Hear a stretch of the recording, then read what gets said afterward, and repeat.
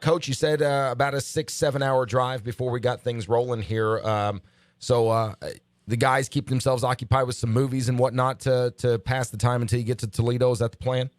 Yeah, they do. Some guys play cards, some guys watch movies, and some guys go on their computers and do that thing. So they all have their own thing that they do. And as you know, the younger generation nowadays can keep themselves busy for quite a while. I understand. At my house, I've got a TV on in the evenings. I'm on my phone. My wife's on her phone. The kids are each on their own electronic devices. There's about 8 different things going in the evening as you're trying to, I guess, relax to some degree.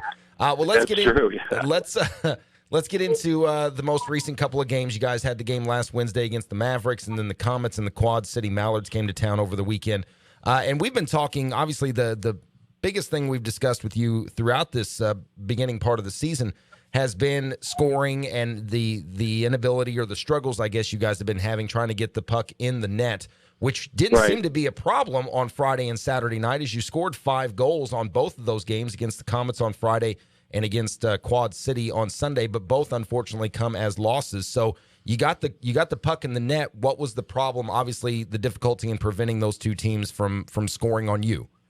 Well, I think, one of the problems we've had here since Bensburg went down and Greenham got recalled is getting, efficient goaltending on a consistent basis. And, we got a couple of wins up in Alaska with Reichert and Asmundsson getting wins. And then Reichert going down in the Fort Wayne game, that was our 5th goalie to go down this year. And, we're working on our 6th goalie right now. So, the goaltending carousel continues, and it's just one of those things where we're not getting the big save, and the type of goaltending that was provided by Greenham and Bensburg is no longer there, and we need more than 5 goals to win, obviously, at this point. So it's a little discouraging for the team, to put up as many goals as we have the last couple of games and still lose, but it is what it is, and we all understand that there's just no better goaltending to be found out there at this point. So. We're just scrambling. We got Brent Troyan in here as an emergency backup, but he's not allowed to play. So, we had to go with Asmundsson and couldn't pull him. And, it just, didn't work out for us. Well, to kind of relate it to different sports, if you will, I know goaltending is a defensive side of the puck, but is a goaltender kind of like a quarterback on a hockey team? Because it just seems, if you've got goaltending issues, that makes every other position even tougher, does it not? Yeah, exactly. And, we're like the Dallas Cowboys right now. And, without Tony Romo, it's tough to win. It's almost impossible. And, if you got good goaltending, and like we've had all year, and then lose them for a couple of weeks, you just can't replace those guys with Southern Pro League guys or third-string quarterbacks in the NFL or fourth-string, whatever. It just doesn't, it's just such an important position on the team, and like pitcher in baseball, quarterback in football, you just can't replace these guys. Evansville IceMen Head Coach Hal Sims joining us on the Menard Studio Hotline. It's Ford and O'Brien, ESPN Evansville 105.3, and online ESPNEvansville.com. Let me take it in a little bit of an opposite direction to some degree, Coach. Could you make the argument, though, that maybe the goalie is the last line of defense, and that maybe you need more out of your other players to prevent that from having to be relied on so heavily on him?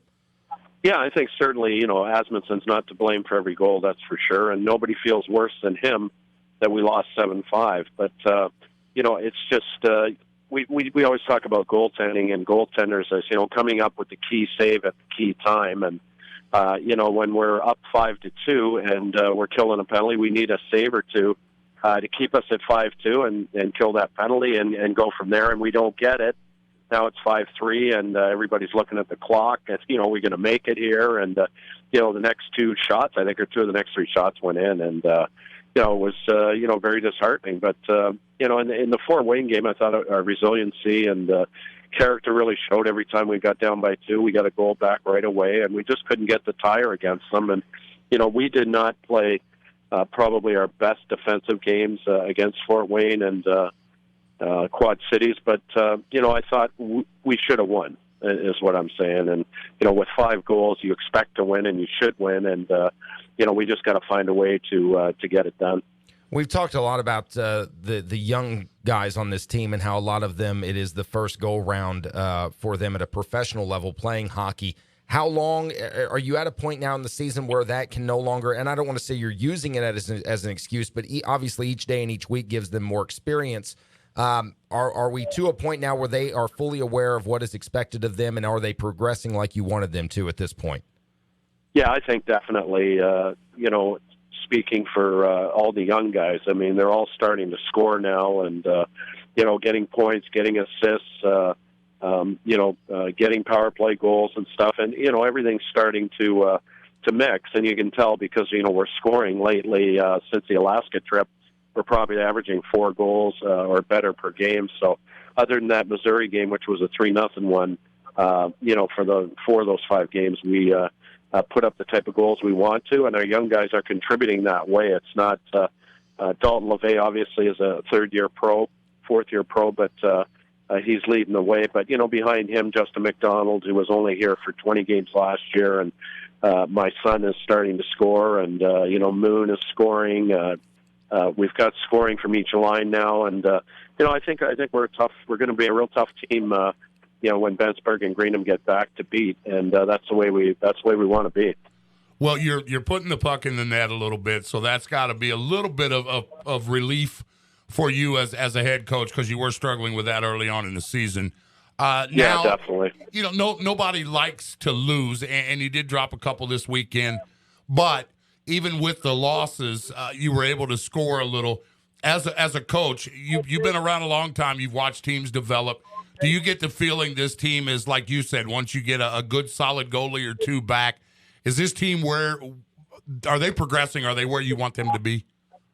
Yeah, I think definitely. I think, I'm very happy with our play, and our effort is there every night. I think the fans see it. I think they, enjoyed the abundance of goals on the weekend, and it was exciting hockey, 3 fights in the 1 game. And, a team that really doesn't care whether they win or lose is not going to start fights and get physically involved in games the way we do. And, I think the fans know that, this team is close to breaking out. And, I think, we got to win 2, 3 in a row and keep it going. And, the thing you have to realize is we're still only 7 points out of a playoff spot. And, that's 4 wins and you're in the playoffs. So it's not like last year when I came in and we were 20, 25 points out of a playoff spot. So I think, the team's where we want it. And I think, we're just missing a little goaltending right now. And like you said, when we get that, I think people are going to see a different team. Evansville IceMen Head Coach Al Sims, our guest. It's in the crease. Ford and O'Brien, ESPN Evansville 105.3 and online, ESPNEvansville.com, where you get your opportunity to get one in the win column. Later on tonight, Coach, when you, again, are going to be up in Toledo taking on the Walleye. You guys got a kind of a rough stretch here over the next 5 days with a game tonight in Toledo, and then you get home at Cincinnati on Friday. You turn around, you go to Cincinnati on Saturday, and then from Cincinnati to Fort Wayne for a game against the Comets on Sunday. But not to get too far ahead, what are you looking to see out of the guys when you face the Walleye on the ice tonight in Toledo? Well, we're going through a stretch of 7 games in 11 nights, so it's hard to tell what you're going to get every night. But I think the Wednesday night game, we've had Monday off, Tuesday, we had a light skate today, and I think we should have lots of energy for this game against Toledo. And with us scoring 5 goals the last 2 games, I think a lot of guys are confident in the goal scoring department. We did bring a goalie in from Pensacola to replace Cody Reichert. And he will play Wednesday, and his name is Matt Zenzola, and he's been doing well in the Southern Pro, and we're hoping he can win a game or 2 for us while he's here, and we're certainly going to give him the opportunity, and Asmundson will back him up. And I think we just need to focus on our offense, and defensively we got to keep playing hard and playing the way we have been. Well, you mentioned the injuries, obviously, to the goalie position, which is such a 180-degree turnaround from what you guys had to start the season. You had kind of this abundance of goalies. We've talked about that in the past. Other injuries, anything of note? How are guys feeling at this point in time, guys that may be getting close to returning? Where are we at overall team health-wise? Well, I think Jarrett Lucan, the captain of the team, is going to play this weekend. He skated this morning and felt good. Benjamin Favel, the defenseman, is also very close to playing. So those two guys are close. I think Bensberg will be sometime next week when he will play his first game. And Scott Greenham may be back from Binghamton as soon as this weekend. So we'll see how it all goes. But, everything's pointing positive and a healthy roster. And hopefully we can get through this game tonight and the 3 on the weekend without any more injuries and, be ready to go. It's Evansville IceMen Head Coach Al Sims is joining us on the Menard Studio Hotline this week as the team is up in Toledo getting ready to take on the Walleye. Coach, best of luck. Get a win tonight against the Walleye, and we'll talk again soon. Okay, thanks, Ryan.